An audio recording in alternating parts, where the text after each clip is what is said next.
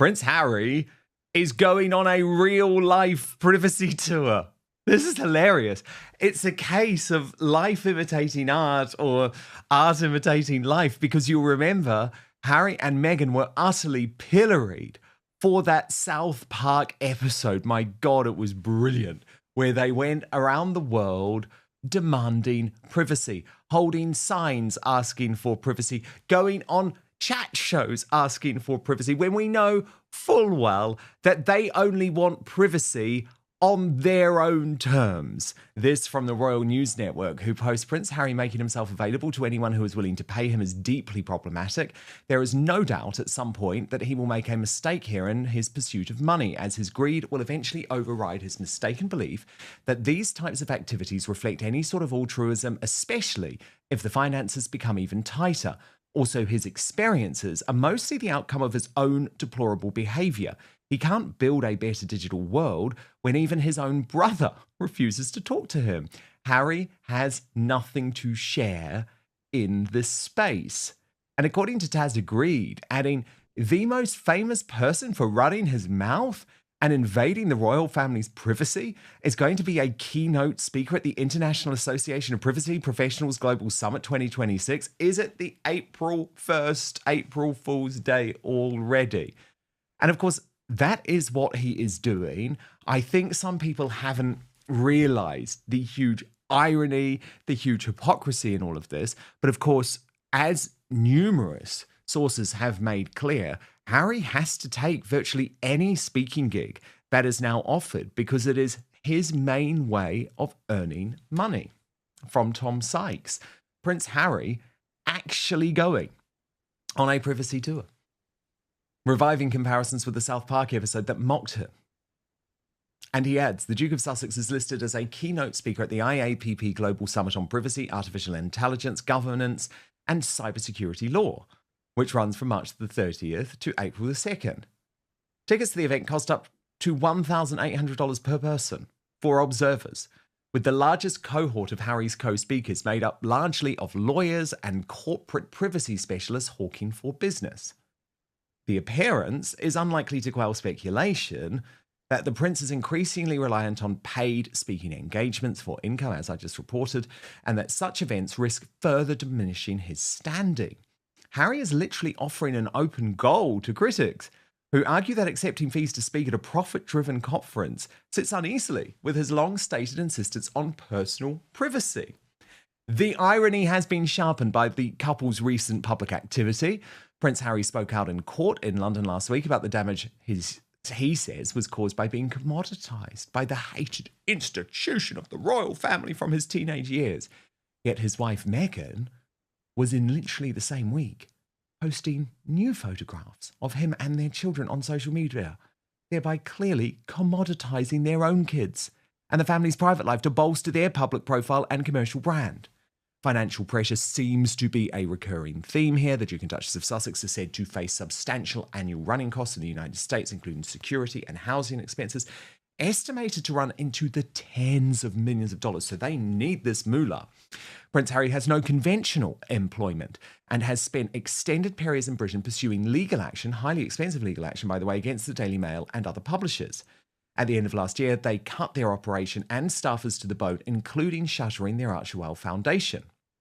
For critics, the Washington appearance underscores a broader narrative of drift and grift. I love that. Drift and grift, absolutely.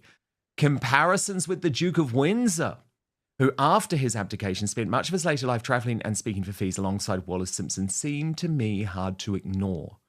If paid conference appearances really are the centrepiece of Prince Harry's plans for 2026, it's a sign of how narrow his options have become and how far his public role has diminished. Angela Levin is our royal mastermind, but she is also Prince Harry's biographer. I mean, Angela, he is going to be devastated that it has come to this. But first, can we just start with the sort of irony and hilarity and hypocrisy about the fact that he is now embarking on a real-life privacy tour. He can't see how bad this is going to look after the South Park episode made him a laughing stock, Angela, all around the world. And by the way, amongst a lot of woke people who previously hadn't criticized Harry and Meghan because they understood through South Park, oh yeah, hang on a moment.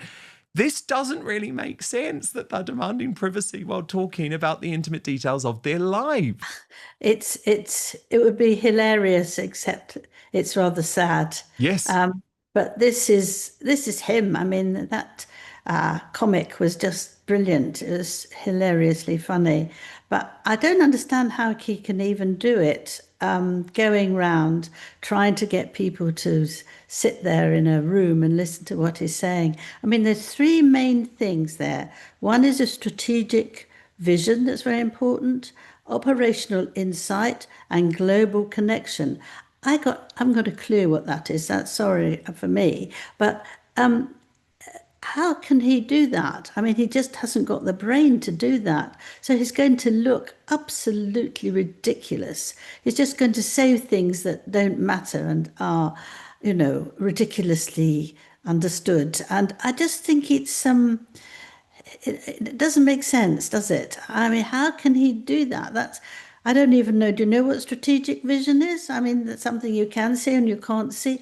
But he can't do it. He hasn't got the brain to do it, and he hasn't got all the paperwork and the reading of people who've done these sort of strange, difficult things for years.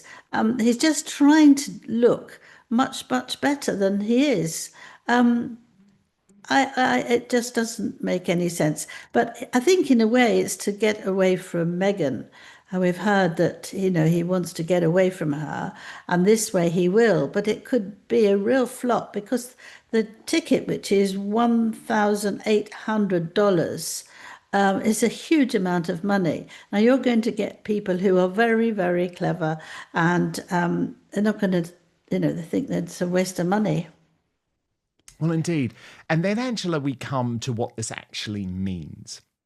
And does it not mean that Megxit has actually been, from Harry's perspective, just a monumental disaster? I mean, they moved with all of these high-minded promises to change the world. That is genuinely what they thought they were going to do, that they were going to be able to get paid tens of millions of dollars by organizations like Netflix to make programming that was actually really dull and really boring, but fit their image as humanitarians. They believed, I think it was unrealistic, but they believed that they could be paid to be humanitarians. And remember, that's something Meghan had always wanted to do when she was in the British royal family. She could never understand, why am I not being paid to be on tour in Australia? And actually, I think this shows the fundamental flaw of Netflix. You are only being paid for your pound of flesh. And so Harry is now just a prince for sale. I mean, he'll have to show at these conferences. He'll have to get pictures with God knows who behind the scenes as an almost sort of meet and greet opportunity. He'll give his standard speech, which of course does talk about things like keeping your kids off social media, while his wife posts his kids on social media, slagging off the big tech giants, while his wife is obsessed with the big tech giants like Instagram. So he will have his standard speech, which I guess he will claim is doing good. But the wider point, Angela, is that Megxit has failed. Like, this is so far from where they thought and believed they would ever be. Yes, well, Meghan still does a bit, but Harry is just blaming it all onto everyone else. It's blaming it on the family, on the radio, on the television, anything that he can blame other people for, and stop it for himself. He can't take a step back and really understand what he's able to do and what he isn't. Whereas Meghan, she thinks that she's one of the greatest people in the world, and that's what she's still trying to show everybody and tell everyone. But it's laughable now. It's absolutely nonsense now, and it's just not going to work. But you could actually, just what you said earlier, was get AI and ask them to write you a very important, superior speech, and you just take it and you read it. He's often just taken things and read them, and I thought that's not Harry. I think some of them with Meghan, but these could be used by something else. Perhaps that's what he could do. He might not look at him. He looks so unhappy. He looks so unhappy because he can't do what he wants and because he's not allowed to from Meghan, and he also can't do it. So he needs to, you know, try to keep going, but it's not going to work. No, I mean, he is so unhappy. Angela reports that he barely leaves the house now. No wonder he wants to Yes. come back to the United Kingdom. That mansion in Montecito is a prison. And Yes. it's a prison on Sorry. so many levels, Angela, because she's in full control there and he doesn't love that. But also it's a prison financially because staying in that house is crippling them. And there was so much arrogance. I mean, they didn't need to spend that much money on a house. They didn't need a house that big, but they genuinely believed they were never going to have to worry for money again. They thought they were going to be the new Ellen, the new Oprah Winfrey. They're not. They're not even close. Well, Meghan thought that she was marrying somebody who was a billionaire. She was sure she would have a billionaire, and she was very, very disappointed that Harry was only a millionaire. I don't think she's ever forgiven him.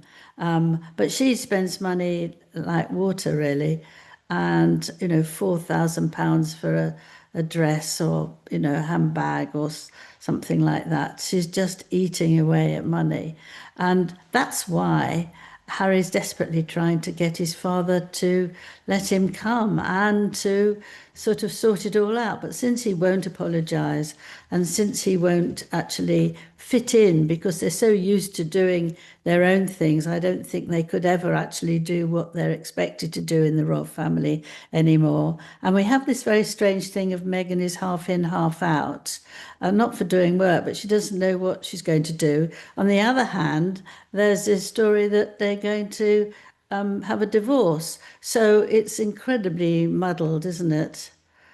It really is.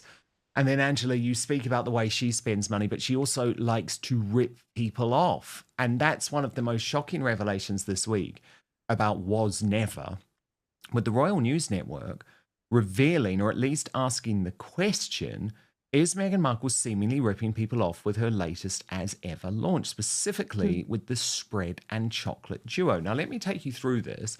Mm. Individually, the spread is sold for $12 with no keepsake packaging, and the chocolate bar for $14. Together, that equals $26. But Meghan is charging $29. Why are people being charged the extra $3? Don't know, but it seems like a rather big ripoff. The other chocolate bar and sprinkle set, at least together, would equal $29 if purchased individually. But the spread without the keepsake packaging and the bar would not. Better off purchasing them individually, which makes the idea of a duo rather stupid and pointless. Also, shouldn't two products bundled together technically be a little discounted compared to retail? Her Valentine's Day edit is also just all the retail prices of all the items without any extra benefit. That's how businesses usually do it. Either way, a seemingly massive fail of basic math and good business practices here. Oh well, it's apparently only her fans who purchased, and apparently they like to be suckered. And I thought that was damning, Angela, the way she's ripping off her customers like that. But it was before, actually. If you remember the three bottles of wine that she Yes. would put in, she did the same thing for that. And you couldn't buy just one. You had to buy three. So if you had bought one and you didn't like the taste, you wouldn't want to get another one. So you had to buy three so that she wouldn't find less money out of you. I think, well, she's obsessed with money, isn't she? She's absolutely obsessed. She's got to have the jewelry. She's careful what everybody else has. She's just obsessed with money and upset that she hasn't got somebody who's actually not so interested in money and won't actually work so hard that he can be like that. I mean, he's worried about the money. I hear he's very concerned that they are spending too much, but Meghan won't cut down spending because she won't. So it's back to his father and to try and get some money out of it.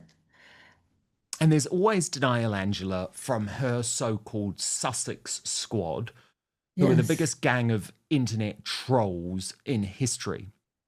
And this new woman, who is a bit of a sort of social media enterprising lady, was just like me and just like Link Lauren, horrified to discover the Was Never candle came with no wick.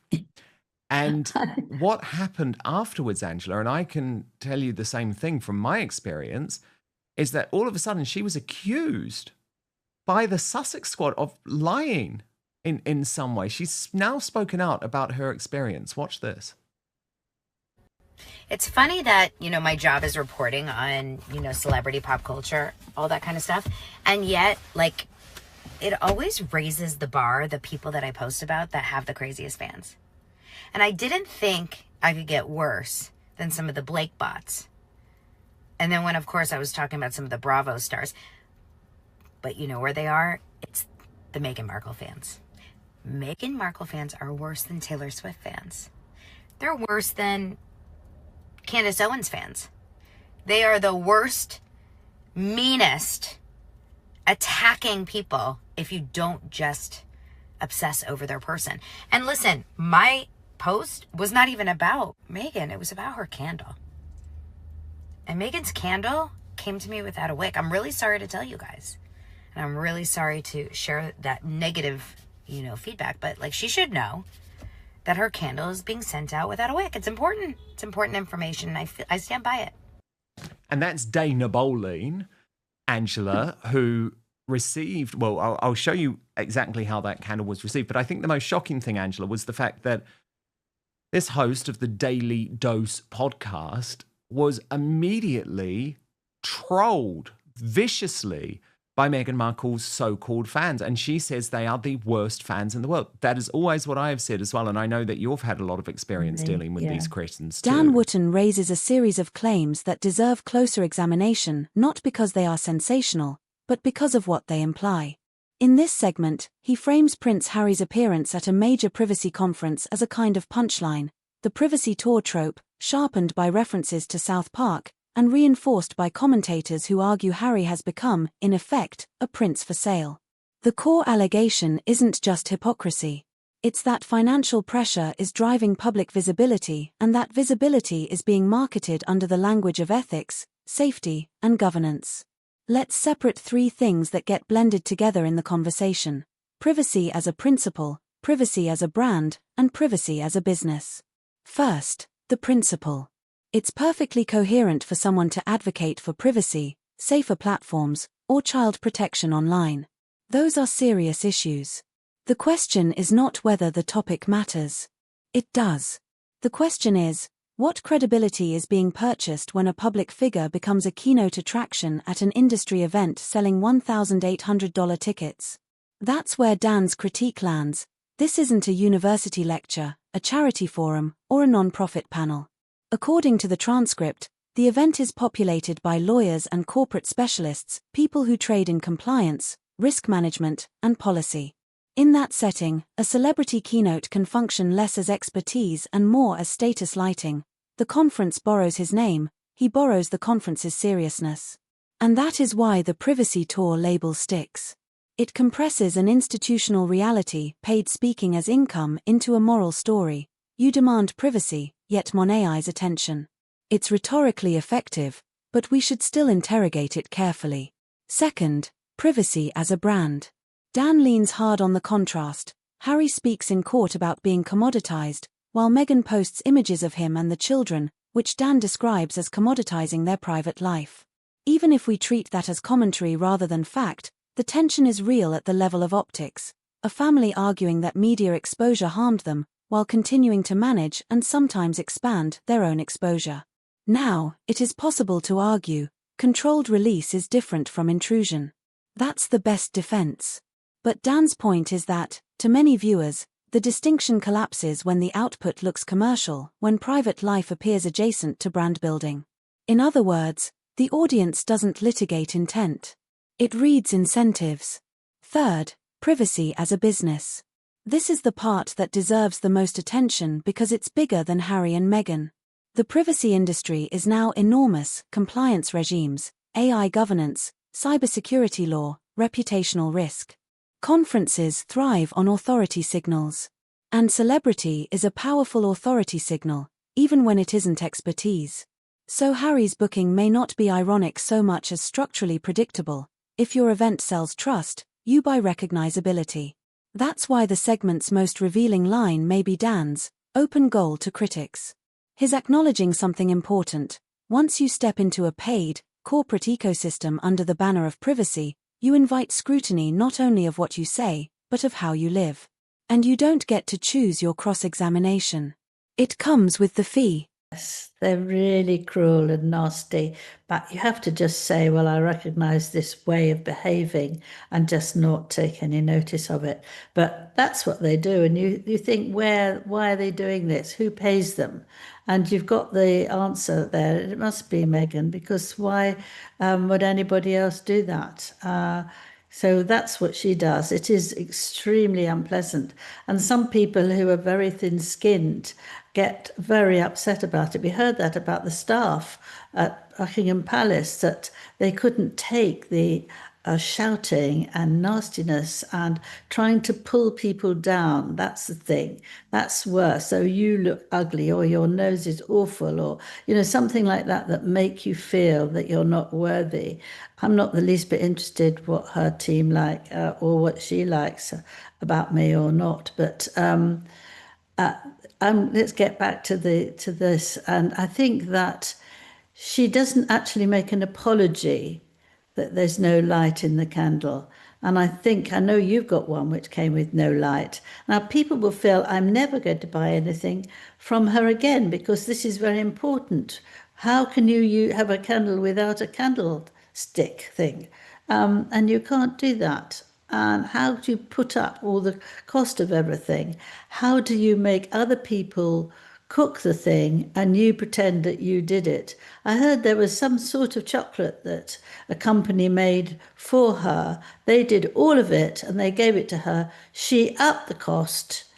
This is very recently, and it's now hers. So, you do feel that you're not getting a bargain. You don't really feel that someone cares about you. What you feel, I imagine, is that this person is really greedy and not unkind, and unkind, and has to do everything what she wants. So she has to win, but she doesn't want you to know that other people are doing it for her. But she won't give an apology for that. I think that's absolutely extraordinary. She should go, oh, my goodness, I'm so sorry, have two. I really regret that. But she doesn't, you see. She's had you and she doesn't care anymore. Well, Angela, given the Sussex squad are so angry about the wickless candles and think that it's all some big conspiracy, how about we just show them again exactly what happened to all of us, Angela? Watch this. I was gifted an as ever candle from someone over at Netflix, okay? Netflix, the company that produces her show with Love Meghan, who also incidentally didn't pick it up for another season. But this company, Netflix, has a bunch of her swag in their closets, in their offices, and I was gifted this from someone who worked there. Now, listen, I'm not a Meghan fan, okay? Shocker, I'm not. But it's an as ever candle, and I run a pop culture show. I was like, this is a perfect prop for my show. Well, guys, I opened it. I want to know if you think anything's weird about this. It's a candle, right? What do you do with a candle? You're supposed to light it. How? How can I light a candle that lacks a wick? There is no wick in this candle. The instructions, they say, always trim wick to 1/4 inch before lighting. How? Guys, I can't light a nothing. So I guess it's just a smelly vase. As ever. As if. Not worth it. Pass. Pass on as ever. You made So what it looks like. Food. Oh, here we are. No. You guys, there's no wick. Wait, producer Kylie, there's no wick, right? Am I crazy? Where's the thing that I light? This has to be a joke. No, I'm not even kidding. I'm not kidding. You guys, this isn't a stunt. There's literally nothing to light in here. No, it's not pasted down. My producer's in my ear. Is it pasted down? No, it's not pasted down. Zoom in. There's literally nothing. There's nothing to light on the candle. This is like Meghan Markle's career. Failure to launch. Oh my God. Wait, this is not a joke. I ordered Meghan Markle's candle. There's nothing to light. I literally want a refund. Meghan Markle, send me a frickin' refund. So I paid, how much did I pay for this? $64. I paid $64 for a candle you can't light. So you are not going to believe what happened when I opened the box, when I got back. It was a present. There's wasn't no it? wick again. Again. No way to light this thing. Seriously, look. So, Angela, I thought, given it annoys the Sussex squad so much, that was quite fun to see it again, wasn't it? Hilarious. Absolutely hilarious. And there's no conspiracy, Angela. There's no conspiracy here. I mean, we didn't somehow manage to create a wickless candle. The goods are being sent out in a shoddy rip-off manner. Yes. Well, she does things very, very quickly. She doesn't actually spend a lot of time getting it absolutely right. Once it's sort of okay, they go, and that's the end of it. But that's really stupid, because why would people come back? And that's probably why they've got so many things in cupboards which people can take home. Yeah, Netflix. It's just. At Netflix, it's just like, oh, take the as ever tat. Please take the as ever tat. No one wants it. Give it to your worst enemy. But I mean, there was no way to light that candle. That's the thing. Without a wick, a wickless candle is literally hopeless. It is totally But she didn't hopeless. give the whole money back, I've been told. No, you've either got nothing, or you've got, you pay a little bit another one, but she doesn't actually give you the money back that you've paid that is absolutely of no use. And that's not much good either, is it? Because you can't trust it. You can't trust her or Harry anyway. But I think when that's what you do, a lovely smelling candle is wonderful. But if that's what people end up with, they know that you're absolutely no good. Oh, trust me, Angela. Haven't done it properly. Trust me, Angela. It smelt gross. It smelt like soap. Honestly, I love a candle, but no, it really wasn't nice. It really wasn't nice. But Angela Levin, our royal mastermind, Prince Harry's biographer, thank you so much for being here today. Angela Levin in the clip intensifies the critique by questioning competence, suggesting he lacks the depth for strategic vision and hinting that speeches could be written for him. You don't need to endorse that personally to recognize the underlying issue. What is Harry actually being hired to deliver, insight or symbolism? If it's insight, the standard is high. If it's symbolism, the backlash is inevitable. Because symbolism is exactly what the South Park privacy meme mocks, the gap between the message and the medium. Dan then expands the narrative into drift and grift, and compares Harry to the Duke of Windsor earning fees abroad. That comparison is doing heavy persuasive work. It suggests not merely decline, but a pattern, royalty converted into a traveling commercial asset once institutional purpose disappears. Whether you agree or not, you can see why it resonates. It turns a modern influencer economy into an old royal cautionary tale. Finally, the segment pivots to product controversies, pricing bundles, quality control, and the now viral wickless candle anecdote, and then to the behavior of online fan communities. Here, the strategy is clear: collapse multiple stories into one thesis, an ecosystem of monetization, grievance, and aggression, where the brand is defended at all costs. The risk, though, is that this approach can become self-sealing. If every criticism proves the critics right, and every defense proves the fans are trolls, you stop learning anything new. You just reinforce tribes. So what should an intelligent viewer take away? 1. If Harry is positioning himself in the privacy, AI governance, and online safety space, he will be judged by a higher bar than general celebrity commentary, because those fields involve power, regulation, and real-world harm. 2. The privacy tour framing works because it captures an unresolved contradiction in their public strategy: privacy as protection versus privacy as content management.